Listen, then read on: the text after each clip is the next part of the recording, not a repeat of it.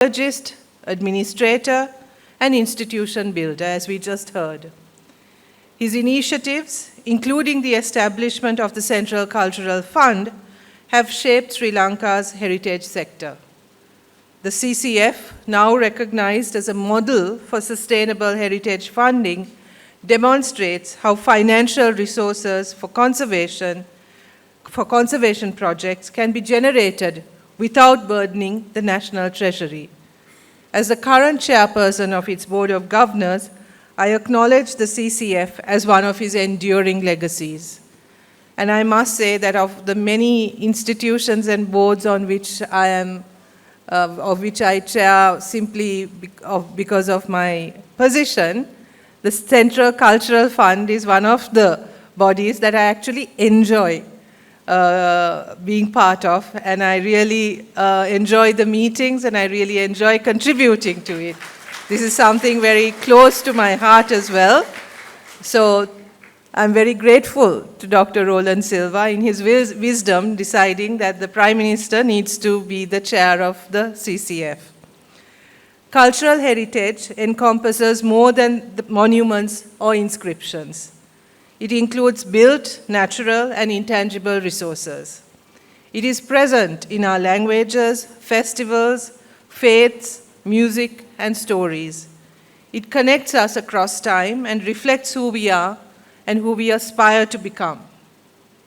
Heritage is closely connected to cultural identity, and as a country that has for a long time experienced many contestations regarding identity, heritage is an extremely important as well as sensitive issue.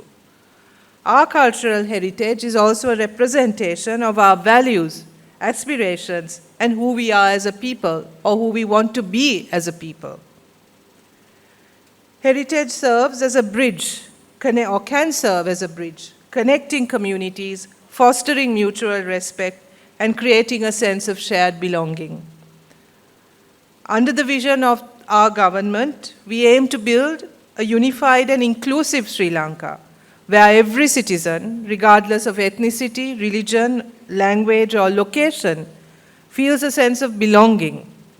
Our cultural heritage must not only reflect this aspiration, but help us to build it.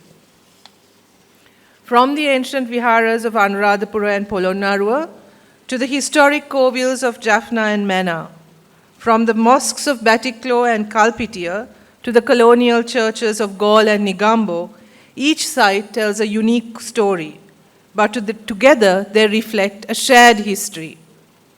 Protecting these sites is essential not only as a tribute for the past, tribute to the past, but as a symbol of our collective identity.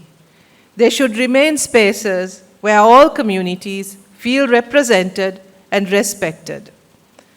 This conference, with over 60 research papers from across the island, demonstrates the commitment of professionals and institutions to move beyond technical conservation and embrace community-driven, inclusive, and forward-looking approaches.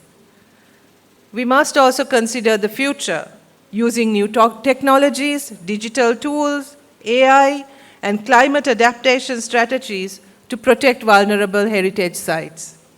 I commend the Central Cultural Fund and ICOMOS Sri Lanka for their leadership in these areas.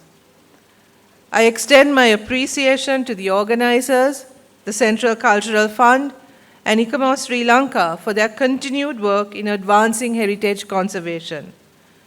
I thank all presenters and participants who come from across the country. I am sure the next 2 days will see a lot of deliberations, a lot of interesting inputs into heritage conservation, definition of heritage conservation, and how we need to move forward with all of this. Your presence affirms an important principle. Sri Lanka's heritage belongs to all of us, and its protection is a shared responsibility.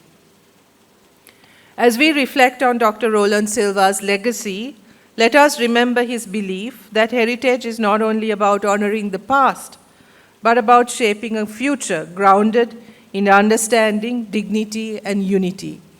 All too often, we think of heritage as something that only belongs to the past, but it's something very much alive, and it's something that is constantly changing. It's very dynamic. And I think that's one of the enduring legacies of Dr. Roland Silva's work as well. By following this vision, we can protect our cultural treasures while building a nation where every citizen sees themselves reflected in the story of Sri Lanka. I wish you a productive and inspiring conference. Thank you very much.